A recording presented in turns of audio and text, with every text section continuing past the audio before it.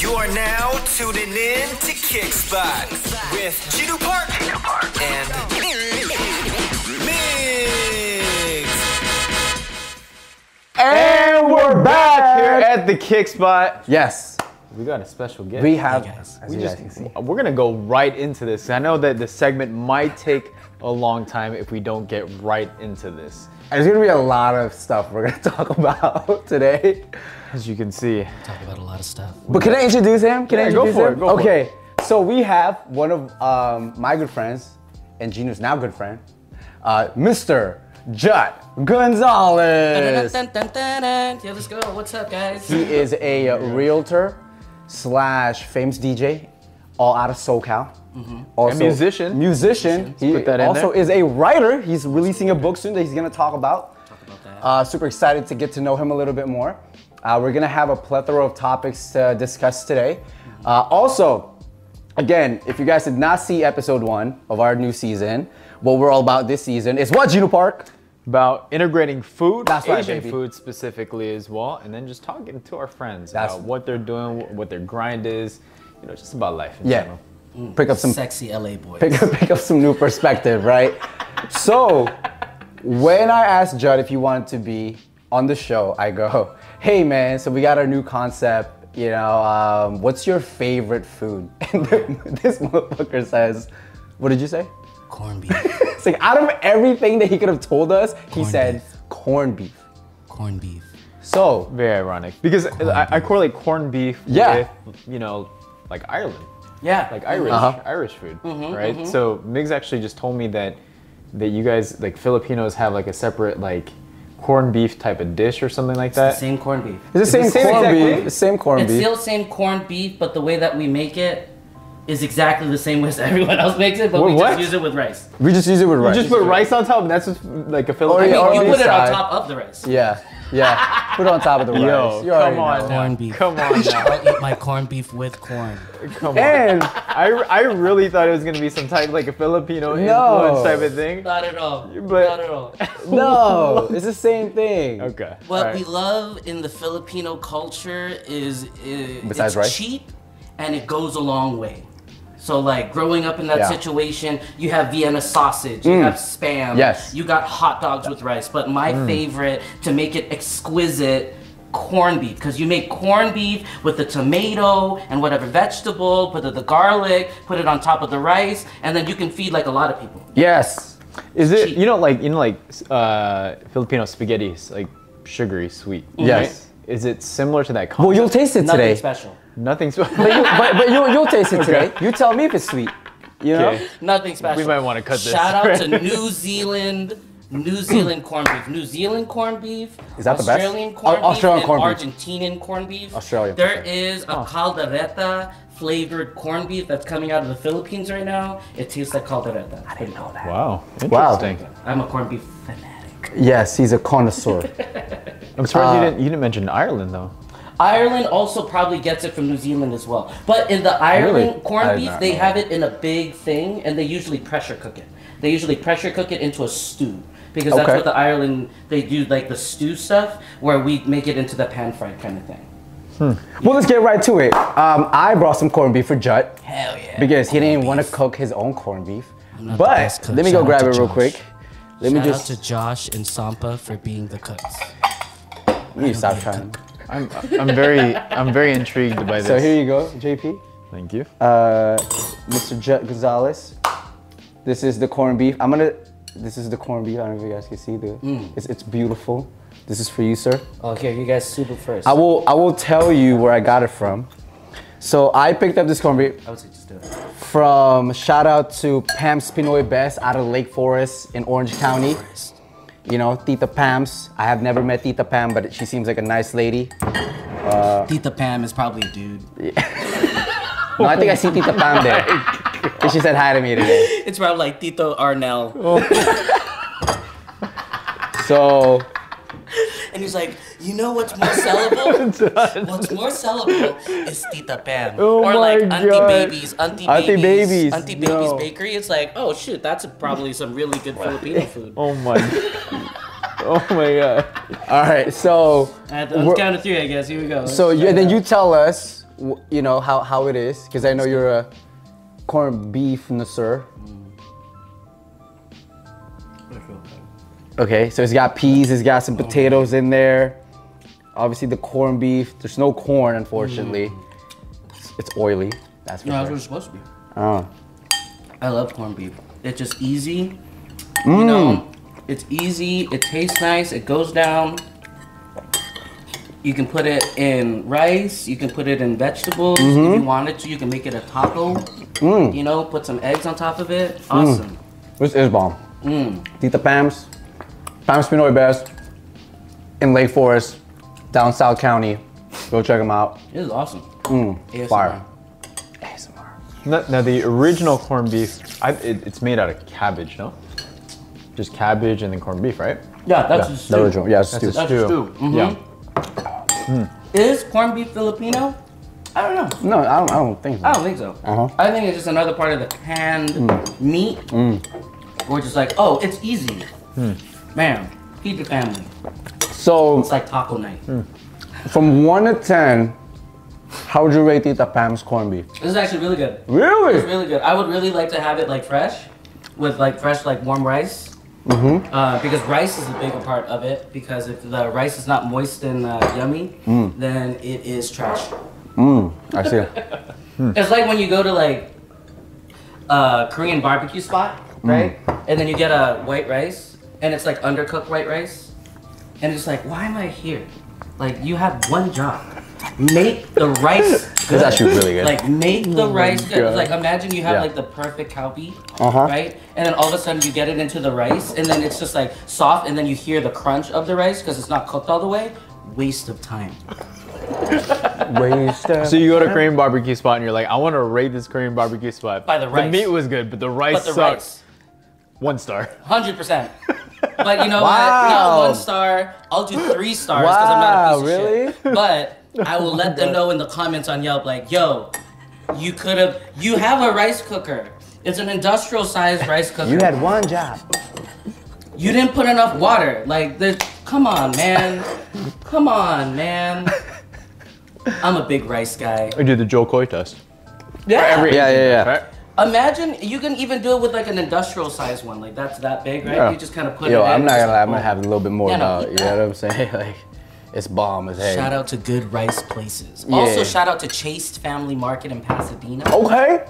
Are we just shouting out everybody? National Garage Auto in Boyle Heights. Okay. What's that? Anybody else you want to shout out? Shout out everybody. Jut Gonzales Realty, Square One Realty, OmniFund LA. Oh And my that's our God, episode. We're just dude. gonna shout out Oh my everybody gosh. on the list. You have a whole enterprise of shout outs. You know what I feel, and this can segment into the other things that Yeah, we yeah. can talk about. Yeah, Let's yeah. say like in LA, right? Okay. There are 7 billion people in the world, right? There's about 7 million people in LA County, right? The way that I look at LA, I came from Corona, California, which is like an hour east from LA. Right. And I always looked at LA as a different monster. Why? It's because LA is the entertainment capital of the world. Like I said, 7 billion people in the world. There's only 7 million people in LA. Of the rest of the 7 billion people, each and every one of those people would love to just even vacation in LA. And we get to live here. You know what I mean? Yeah. But that's the cool thing about going into and living in LA, Southern California, is that if you live in LA, like this place right here, this place is awesome. Like if you can like B-roll. Like, talking about this house is Jinu's fucking place. sick. Jinu's place is sick. Yeah. The reason why people live in LA is specifically because they're trying to do something. Because it's expensive to live in LA. It is. And it is 100%. hard to live in LA. You can be a fucking superstar in any part of the world. You can have 100,000 followers, whatever the fuck you have. And then you come into LA. If you don't use the network that you have in LA, or if you don't go out every day and meet other people, you're gonna fucking go back to where you came from. Facts. So going back to what I'm talking about is that going into LA, if you can go out every day, the people in LA are special. They're hustlers. They're trying to do something. So if you fucking keep going out and make the network, you can find more people to increase your whatever it is that you're chasing for, whatever it is yep. that you're going after. And because it's expensive. But I also think that you also as an individual need to bring value in that, right? Correct. Exactly. 100%. Because I think the stigma in LA is like, hey, like I know this person, I know that person, but I have nothing to bring. So they're gonna feel like you're using them and all that Correct. stuff, right? Right. So you bring some type of value in the game, and then you're able to fit in and then be able to grow in that society. Exactly, 100%. It's crazy because, like, for people that don't know our story, like me and Jinu, like when we were doing business in Los Angeles, back when we were doing door-to-door, 100% commission job, Hell yeah. going from business to business, home to home. We lived right here off of James Wood and Francis, right here You guys doing solar? in K-Town. No. No, we're doing solar. No, we're doing AT&T. He was Oh, you guys were AT&T? He was slanging Office like set. paper supplies, you know. Okay, sick. But like, you know what's funny about making it in LA? It's what Jut was saying. It's so true. There's a certain level of confidence that you'll have once you feel like you've kind of left a foothold in Los Angeles, and like you've met certain people and you've added value. Like that is one of the biggest reasons why I fell in love with this city, is because not only do you meet great, amazing people, but you really not only learn about everything about yourself, but you grow and you help people grow. That's one of the best things about Los There's Angeles. also a lot of pieces of shit people in LA. Oh, 100%. Absolutely. Oh, 100%. Man, I was in the music industry. I 100% A agree lot with of that. pieces of shit people. And it goes like to girls too. It's like when you get to the caliber of very handsome men in LA right here, I mean, people do, I figure that the people that come into your life are one or two people. They're either users or they're clout chasers, because going in, let's just fucking get down to it. Let's talk about girls, right? Wow, already? Girls, all the girls Damn. talking about this Oh my shit, it's just God. like, they see who we are, not to say we're anything special, but it's just We're kinda like, cute. we go into these situations where they look at us and it's just like, oh, the reason why I want to be your platonic friend. Okay, wait, hold on. Explain what a platonic friend is. They don't want to have a relationship with you. Okay. They don't want to be your partner. Okay. They just literally want to either use your resources or use you to get them to go somewhere else. So clout chasers or users.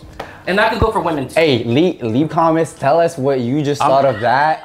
Like, what are your thoughts? Keep going. Keep going. I'm trying to see where this is going Where right it'll now. go. What are your thoughts of what he just said about having cloud chasers as girls, and you meet girls, you know what I mean? I could see that. I think like nowadays there's a lot of women that actually like will go out to like nice fancy restaurants. If a guy they Right. know that is rich, Yeah, they will. they'll go to nice restaurants. But when I have friends in that. And I ask them like, hey, are you wanting to date this person? Are you gonna end up having sex with this person? It's like, absolutely not. I'm not going to. I'm like, so Preach. why do you go on these dates, friends. right? And then I also Preach, have Jinu Park. I also have those female friends that tell me like, oh, men in LA, it's so hard to meet like really good men in LA. But Okay. I think men in LA also understand now that is also the game that women are also trying to play. Facts. So I think in order to mend that, it's just being honest and saying like, this is exactly what I want. I want to be in a relationship, like a genuine relationship, and eventually that will work out. But I feel like a lot of people in LA are playing games in that relationship field. That's why I don't date. Like I'm saying that I don't. Why are you laughing? I just don't, and you too. I don't think I'm dating. Like I've been single for like a little bit over a year now, and like I just feel like I haven't really given like girls a chance to either like enter like my space, because I just feel like just exactly what you're saying. They're looking for some sort of benefit, you know, from me. You know, from what they see, like, oh, Migs is this, like he's got values, he's got all this, but at the same time, it's like I don't know if I want to give that to you. You know, it's almost like there are times where I just like, when we go to the clubs or when we go out, girls are like, oh, you're not gonna give me a drink? I literally just met you like 5 minutes ago. Buy me a drink. You know, why'd you buy me a drink for once? You know, it's 2022, halfway there. We're in a situation right now where it's interesting because we are in this situation of being in the situation where we can be in a stable relationship or whatever that may be. But then it's just like what we are finding out in the situations that we are in are not the right candidates. No, facts. But let's go back to what we were talking about before we start just trashing girls and stuff. I don't think we're here in trashing LA. Yeah. Being out here in LA. I'm gonna say it. I have a book that I'm writing. It's called How to Survive as an Artist in LA. It's not how to survive and make yourself an artist. It's literally how to be an artist and not make it as an artist, but specifically how to pay your bills. Because how to pay your bills, how to survive, because that should be the main thing that people should look into when they're coming into LA. Because LA, like I said before, it's expensive. It is. It's expensive. And if you let the life take you over in however months, 6 months, 1 year, you're gonna go back to where you came from, right? So the premise of this book is just very simple. It's just like I said, it's just to survive as an artist in LA, to keep your artistry in motion, but at the same time, still be able to pay your bills. Like, do you have a job and things like that? I'm a ukulele player, so I sing and rap on the ukulele once upon a time. I moved into it being a DJ. But the way that I'm premising the book is it goes into 4 chapters, just like the ukulele. The ukulele has 4 strings. There's the G, C, E, and A. There's the G, which is the top string, which is the highest string. And then C is the lowest string. E going a little bit more, and then A a little bit more. Chapter 1 of the book is called Go Out Every Day. G, right? C, second chapter, is create. E is everything else, and A is action. Wow. If you have G, if you have to go out every day, like you were saying, if you were to go out every day, that's part of the plan. You have to go out, you got to meet people, you got to do some stuff, but what is your substance, right? How can you bring value to other people? And that goes into C, create, GC, right? So creation. What is your creation? You can be any kind of creator that you want to be. You can be, because there's different kinds of successes. Some people want to be successful in being a multi-millionaire, have millions of followers, whatever. But other people just want to have the success of being a good dad. Yeah. Right? So where is your substance? Where is your creation? E is everything else. When I say everything else, just basically saying like, are you going over the different things that you're missing? Are you like making your social media accounts? Are you talking to different people? Are you, the ideas that you have, are you putting them into motion? Or they're just ideas? But A is action. You can say whatever you're doing, but if you do the actual actions, you're going through the set, but the perfect thing about the ukulele, why I used it, is after you go down, guess what you gotta do? You gotta go up again. You gotta do the same thing over and over again, because you can't just play the ukulele once and strum it down and think that you're gonna be an expert at it. You gotta just keep going. So that's what the book is about. Okay, so let me ask you this question. So the repeat is great because you're building a foundation and all that, right? You're building your net worth and all that, right? And your network. But the beginning process of going out every day, right? Let's say you're a struggling artist. You don't have any money. Realistically, do I really want to go out a lot because I'm like thinking I gotta spend money, like I don't have the money to be able to do that. Like, what's your thoughts on that? So that exactly. When you go into LA, so speaking of going into LA, me personally, I'll put in the book too, is that when you want to move to LA, number 1, don't just pack up your bags and go to LA. That's a bad idea. You have to know some people first. Like, you have to do some recon, you know what I mean? Like, maybe before you move to LA, vacation in LA for like a year or whatever, or not a year, like a month or whatever. Just try to, so you can meet some people. In the book, it just goes to instruction on how to infiltrate different things. Okay. If you wanted to be like, let's say for example, my story of being a Southern California DJ. When I went to Arena for the first time, and when Arena just first opened up, shout out D-Ho, shout out J-O, that's my boy, J-O, I love you. I went to Arena and I saw it, and I got invited by one of my other friends, and he said, hey, let's go to this thing. I'm gonna DJ there. Once I got there, I saw what it was, I liked it, but then even better, instead of like spending money kind of aspect or whatever, I used my personality and my network to start meeting different people. I looked and I saw who was the different people that I needed to talk to. I infiltrated that spot to make sure that I know everybody knows me. I never asked to like, hey, can I DJ there? I just became a friend, and once I became a friend, I just let my actions speak for what it was, and that's when they asked me, hey, we have an open spot. So going back into what we were saying, like going for the money situation, you got to be smart about it, but you do have to go out, because you can't just meet anybody from your bed. No, 100%. Sure. And so my question to you is, you have so many projects and you have your hands on a lot of things. Yeah. So I think the biggest question, and we asked this question back in our old seasons to our guests, is like, what's your why? Like, why are you doing all this stuff? Like, where's this leading to? Oh, dude. You know, like I actually just thought about that. Really, for sure, I just thought about that. When I was like 18, 21, 23, 24, growing up in Southern California, when we would Spots Pro and do all the club related things, I always looked at the big baller tables, right? I always looked at the big baller tables and just like, who are they and how are they able to be a part of that cool thing or whatever, right? Yeah. So what is my why is very simple. My why is to be one of those people that are influential, but more importantly, my why is to really be able to help the youth, or not even the youth, help out my friends fucking succeed, dude. Because I have a lot of friends that are doing things that they're doing and they're being complacent or whatever it is. I want to go so fucking far that it's just like, if Jut can do it, I can do it. I'm 5'4" with shoes on. If I can fucking do it, anyone else can fucking do it. I think it's silly that people that are taller than me, that are fucking more athletic, they look handsomer or whatever, and their confidence is shit, that pisses me off. Because your God-given gift is to look fucking handsome, and you don't know how to fucking open your mouth, goddammit. Fucking use your fucking God-given talents and motherfucking be a president. If I was fucking 6 foot, I swear to God. If I was like 6 foot, I'd be a fucking president. Or a CEO of a company. Well, I technically am. But like you know, like a corporate world thing. Of the Philippines? Okay. But no, dude, I'll be a president of the Chapter 11 Eagle Rock. You know, but there are a lot of good-looking people that are tall that are very insecure. Oh, 100%. Yeah, because they don't have to put themselves in a position where they're like trying to be able to go out there and you know, like talk to people, right? They get used. Yeah. Well, yeah, but you know, 50-50. But you know, like they don't have to do all that kind of stuff. That's what I'm saying.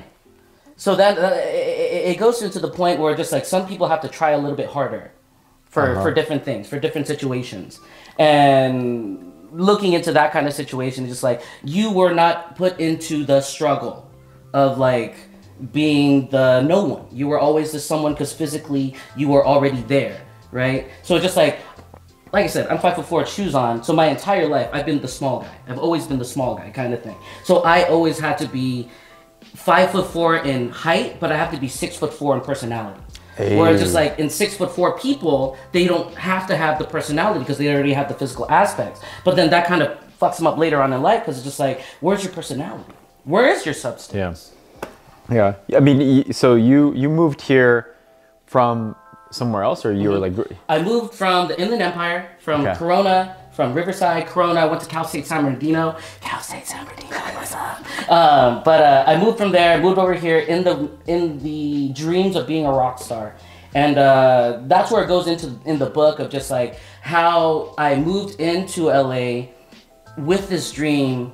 And why I'm writing this book is because of my own personal actions that I had in LA and my personal, I guess, achievements that I got to have in LA. I just want to write that down because there's a lot of people that there's no like actual structure in going to LA and just trying to be successful. Because as an artist, cool, we can be as popular or successful as we are as an artist, but at the same time, you've got to have a job, like, and that's where Jut Gonzales Realtor, dude, Southern California. If you're looking for a way to get a house or anything like that, get out of your old hut and call your boy Jut.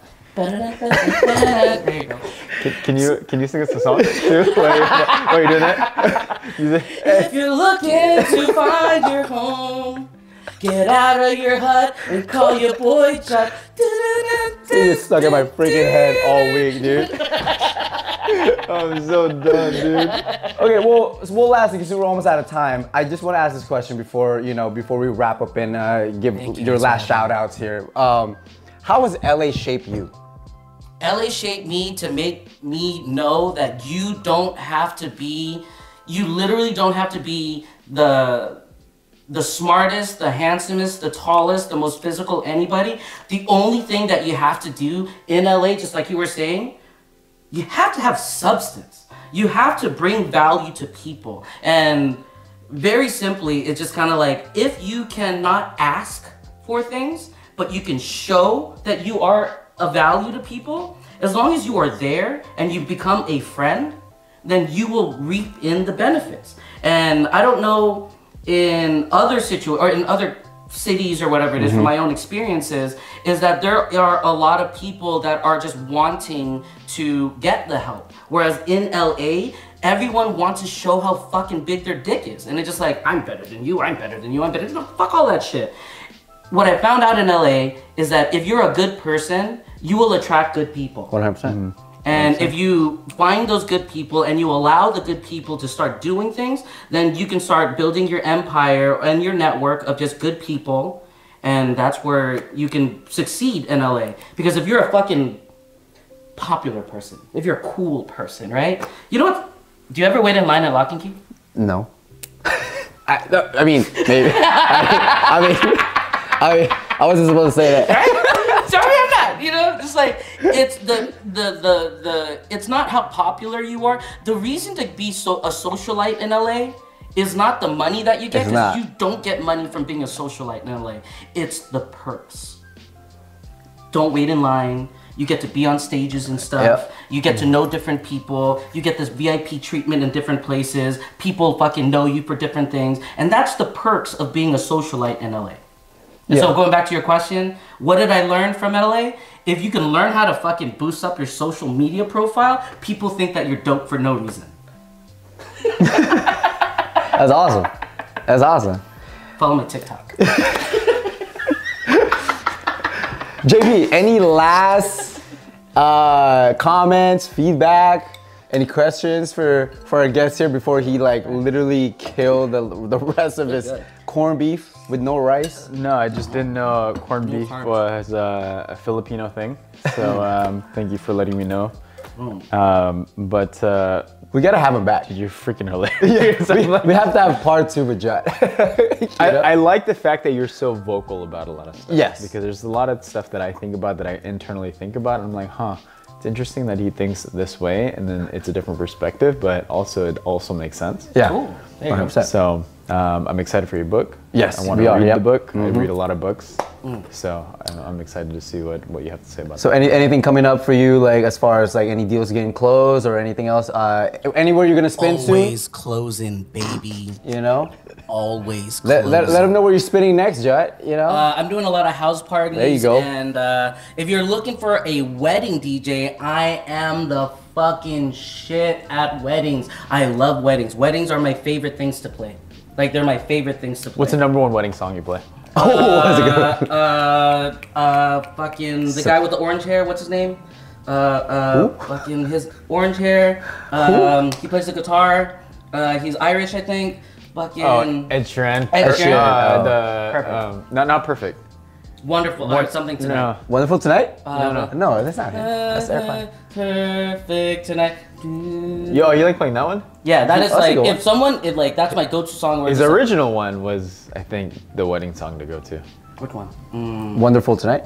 What are you talking Is it about? perfect? It's called something tonight. Oh, yeah. No, it's not perfect, but there's. I found a girl.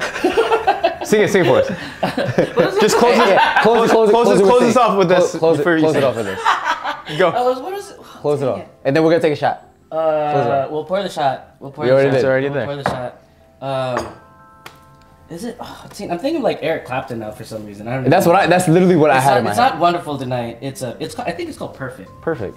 No, it's another one. Yeah, But it's one of those. I know exactly what song you're talking about. For me. Gino just wanted to show off. No. That's literally, No. like, he just wanted to show No, off. but there's another song. Dive right in and follow my lead. Well, send us off. Oh, what are we sending off as? I don't know. Send us off. Yeah, If you're looking to buy or sell your next home in Southern California, get out of your old hut, call your boy Jut. Shout out to Kickspot. You guys are fucking awesome. Thank you for having me. Yay, Cheers, boys. cheers. Salud. Yay. Salud. I need one of these. Revolution. This is nice. Close it off. And we are out of here. Thank you for listening to Kickspot.